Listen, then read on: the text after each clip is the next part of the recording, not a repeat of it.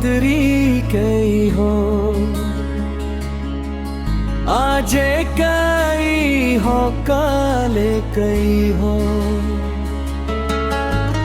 कहत कहत दिल के बात दिल में ही रही गए।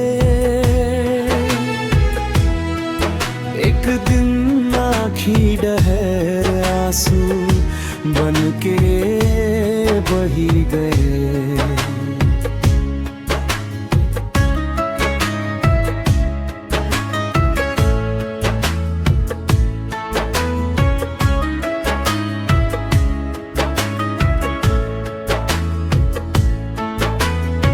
सोचे रहे की तोलापन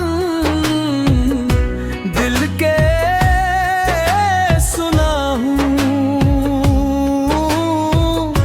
तोर माया के रंग मैं जिंदगी ला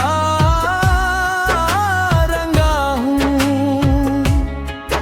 पर कैसन ये सन सो मोला घेर चिलिस की मुँह तक आइस बात औ सांस मन मथमी गे। एक दिन आँखी डहर आंसू बन के बही गे।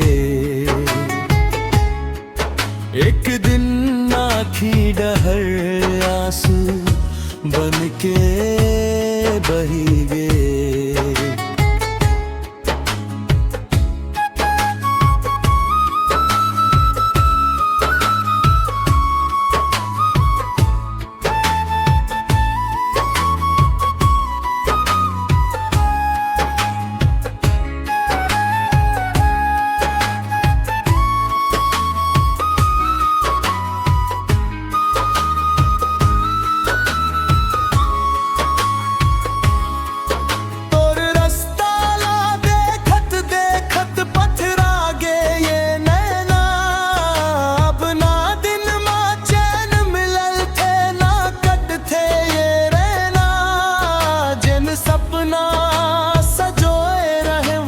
संग जिए के ओ सपना आज तरी ऊपर होके बिखर गे।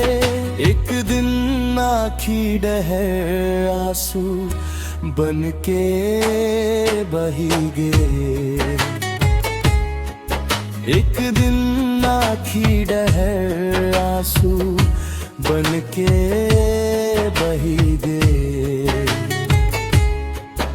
अब का बताव अब का खोए अब का पाए हो। मैं आके ये पियाला भीतर में दबाए हो। तू तो हंस के गुजार देबे अपन जिनगा गिला। पर मोर माया एक अधूरा कहानी बन के रही गे। एक दिन आँखी डहर आंसू बन के बही गे। एक दिन आँखी डहर आंसू बन के बही